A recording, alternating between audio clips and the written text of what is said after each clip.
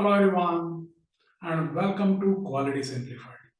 This is Milind, your friend in quality, sharing with you his views on conceptual quality and its benefits in life. Friends, in our introductory video, we have mentioned number of times a term conceptual quality. So I felt it will be good if we discuss it before we take our journey further so that we don't carry an impression that conceptual quality is something very different or very difficult. Let's discuss it using examples from day-to-day life so that we understand it easily. Post this session, I'm very sure that we all will be very clear about what is concept in general and what is conceptual quality. So let's begin. Welcome to Quality Simplified again. Today's discussion focuses on what is concept and how it differs from what we think about any incidents when we see it. I'm sure you must be eager to know that this as I've been emphasizing on a word conceptual quality, which is not very frequently heard of. Before we proceed, let me share with you that these are purely my thoughts based on my experience in quality for 3 decades. I don't claim that this is the knowledge on quality. All viewers are free to have their own views on this subject, and I would be too happy to know your views, comments, so that we all can help each other in improving our understanding about quality. Also, examples used here are with certain assumptions for the sake of ease of explanation. I request viewers to please keep this in mind while watching video. So let's proceed further. In our day-to-day life, every moment we observe, watch many things happening around us. We tend to remember them as incidents. However, most of the times what we do not know is why is that happening. The reason, logic behind this incidence is called as concept. Understanding how, why part of any incidence is about understanding concept. To understand what we see as an incidence, we need to break it further to analyze and understand the concept behind it. Remember Newton observing apple falling on the ground when it got detached from a tree. This was an incidence, however, the concept behind this was a gravitational force which pulls anything left or released in air towards ground or center of earth. We can similarly think of an additional example, lamp getting lit when we shift the switch to on position. Here, the incidence is light getting lit when the switch is put in on condition. However, the concept behind this is electrical circuit gets closed when we switch it on and the current starts flowing through LED or bulb filament which emits light. Let's go through some more examples to understand it better. These examples are having some approximations to keep information very simple to understand. Please keep this in mind when you are understanding these examples. Suppose we are watching an aeroplane having a capacity to fly at 250 miles per hour. We have a wind blowing in opposite direction at 50 miles per hour. So in such case, as we see as an incidence is the net speed getting reduced to 200 miles per hour. That is 250 minus 50 miles per hour.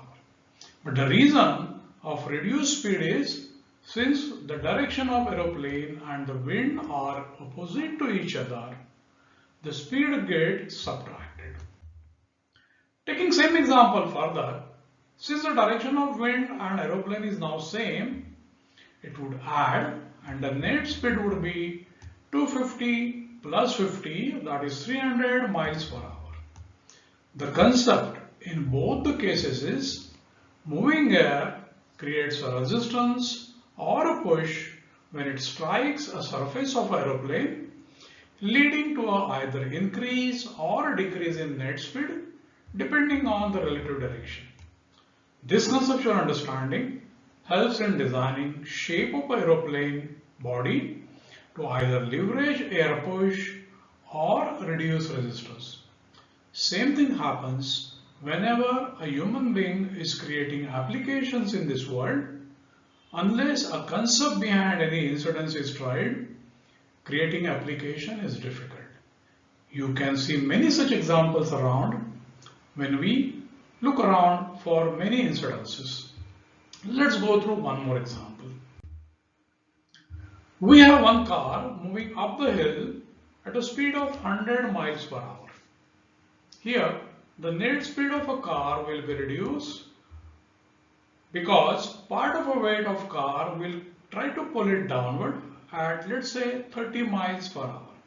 So the net speed would be 100 minus 30, that is 70 miles per hour.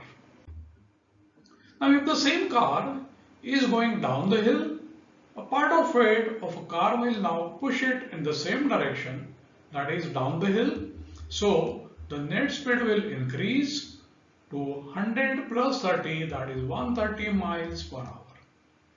The concept here is, again, a part of weight will always act downward due to gravity, and hence the net speed will be impacted depending on the direction of movement of a car. Now let's understand how this concept plays in quality. Let's take an example. Most of us have a feeling that quality or good quality is expensive, very expensive, which is an incorrect understanding. Let's understand the concept behind why this statement is incorrect with an example.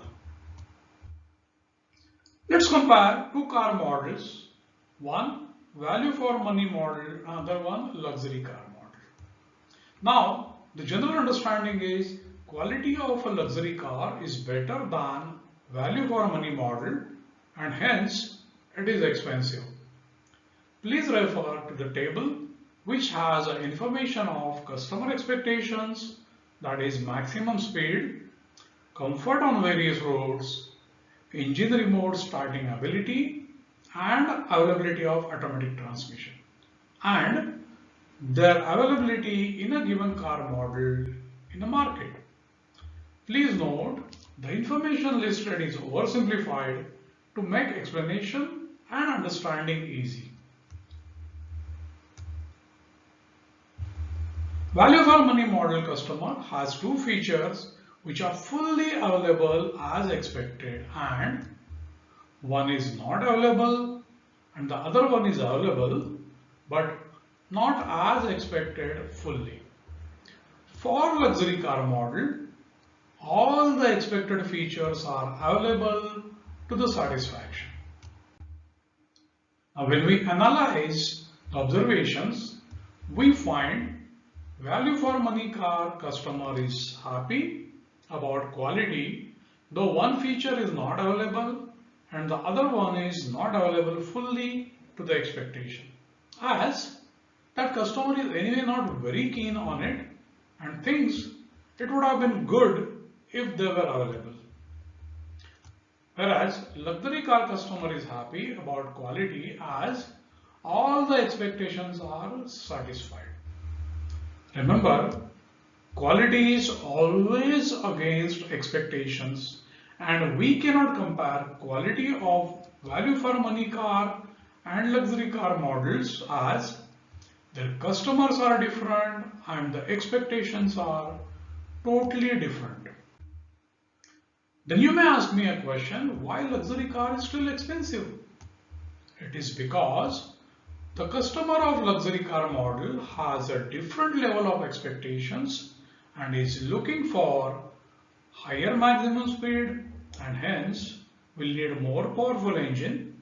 Also wants to travel on city road as well as country, that is rough roads, comfortably.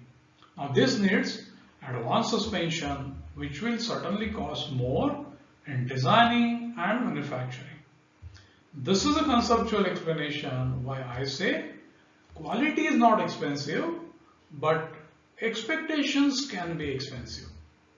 You will be more clear about this once we understand the definition of quality, which we are going to discuss very shortly in next video sessions. So this is how conceptual understanding of quality will remove doubts, hesitations from our mind. So before we close, thanks for listening to me till end. I'm very confident that you are now fairly clear about what is concept and how it relates to quality. If you are like this session, please subscribe this channel and like this video. Recommend others to subscribe, watch and like. Also, let me know if knowledge, information shared is helping you, and if you need any specific area to be added in future videos, please write it in comments. So friends, with this, let's meet in next session, wherein we'll go one more step ahead in understanding our quality journey. Till then, goodbye.